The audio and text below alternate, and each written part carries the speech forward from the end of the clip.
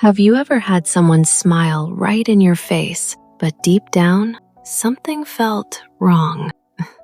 They laughed with you, talked with you, spent time with you, but after being around them, you didn't feel closer. You felt drained, confused, smaller somehow. And that is the strange thing about fake friends. They do not always expose themselves through one dramatic betrayal. Most of the time, they reveal themselves quietly, through patterns, small reactions, subtle comments, energy shifts you can feel, but cannot always explain. And once you learn how to read those patterns, you stop confusing closeness with loyalty. You stop calling someone a friend just because they have been around for a long time. So here are 5 behaviors that expose fake friends instantly and the psychology behind why they matter more than most people realize. The first behavior is this: they disappear when life gets hard. Some people love being around you when you are easy to enjoy, when you are happy, fun, useful, available, when your energy makes their life feel lighter.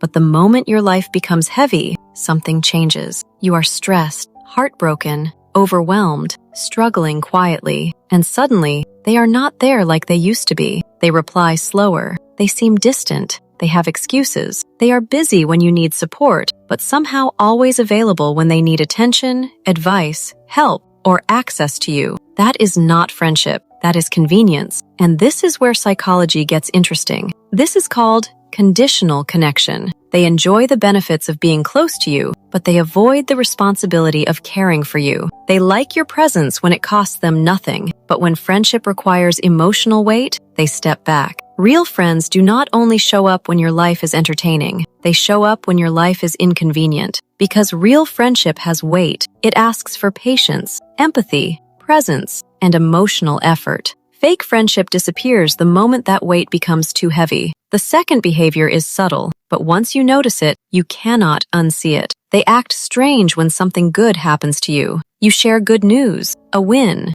a new opportunity, a personal breakthrough, something that genuinely matters to you. And instead of feeling warmth from them, you feel something cold. Maybe they go quiet. Maybe they change the subject. Maybe they say, "That's nice," but their energy feels flat. Maybe they make a small joke that somehow makes your achievement feel smaller. Not openly cruel, not obvious enough to confront, but just enough to make you feel less excited than you were before. Most people don't realize this, but success reveals people. When you are struggling, some people feel comfortable around you because you do not challenge their self-image. But when you grow, your growth becomes a mirror. It reminds them of what they have not done, what they fear, what they secretly compare. And that is when social comparison begins. A real friend sees your growth and feels inspired. A fake friend sees your growth and feels threatened. They may not even admit it to themselves. So the threat hides behind sarcasm, awkward silence, a weak compliment,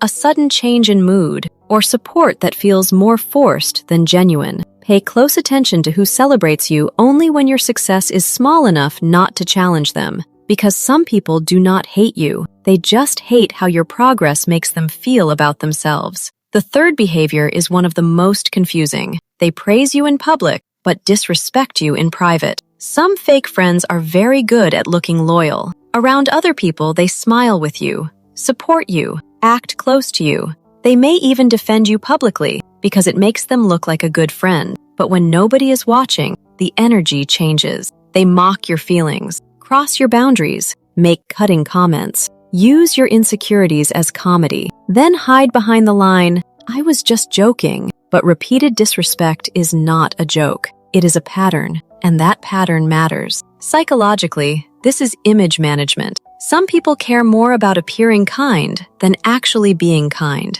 They protect their reputation in public while quietly damaging your confidence in private. And the dangerous part is how confusing it becomes, because they are not bad all the time. Sometimes they are supportive, sometimes they are funny, sometimes they act like they care, so you start questioning yourself. Maybe I'm too sensitive, maybe they didn't mean it, maybe I'm overthinking. But here's the strange part. Your confusion is often the signal. Healthy friendship does not constantly make you doubt your own reality. If someone only respects you when people are watching, they are not loyal to you. They are loyal to their image. The fourth behavior cuts deeper. They use your vulnerability against you. At first, they feel safe. They ask deep questions. They listen closely. They make you feel understood. So you open up. You tell them things you do not tell everyone. Your fears, your insecurities, your mistakes, your painful memories. The parts of yourself you usually keep hidden. And for a while, it feels like connection. But later, those same things come back. During an argument, inside a sarcastic joke, in a quiet comment designed to hit exactly where you are weakest. And suddenly you realize they were not just listening, they were collecting. That is emotional weaponization. A real friend protects what you reveal in trust. A fake friend stores it as leverage. This often comes from low empathy, emotional immaturity, or a need for control. They do not just want closeness, they want an advantage. Because when someone knows your weak spots, they can make you feel small without raising their voice. They can hurt you with one sentence and then act like you are the problem for reacting. And once someone uses your pain as ammunition, you have learned something important. They were not holding your truth carefully. They were holding it like a weapon. The fifth behavior may be the clearest of all. You never fully feel safe around them. Not physically unsafe, emotionally unsafe. After spending time with them, you overthink. You replay the conversation. You question your tone.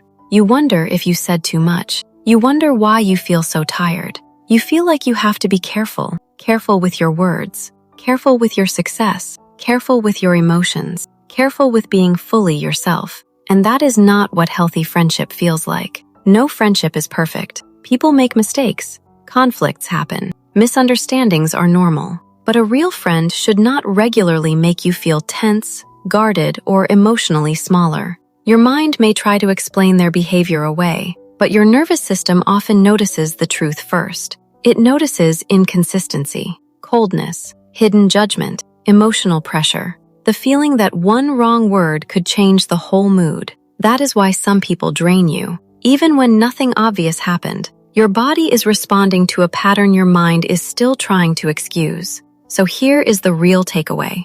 Fake friends are not always exposed by dramatic betrayal. They are exposed by repeated patterns. They disappear when life gets hard. They act strange when you succeed. They praise you publicly, but disrespect you privately. They use your vulnerability against you, and they never make you feel fully safe. That is not friendship. That is access without care. And access without care is dangerous because it lets someone stay close enough to know you, but not kind enough to protect you. So ask yourself this: who in your life feels genuinely safe and who only feels familiar? Who leaves you feeling lighter and who leaves you questioning yourself? Who celebrates your growth and who only supports the version of you that does not make them uncomfortable? Because one of the most important life skills is not just making friends. It is learning to read people before they cost you your peace. If this made you think differently about someone in your life, like this video and subscribe for more psychology and human behavior videos, because sometimes the people closest to you reveal the deepest truths about human nature.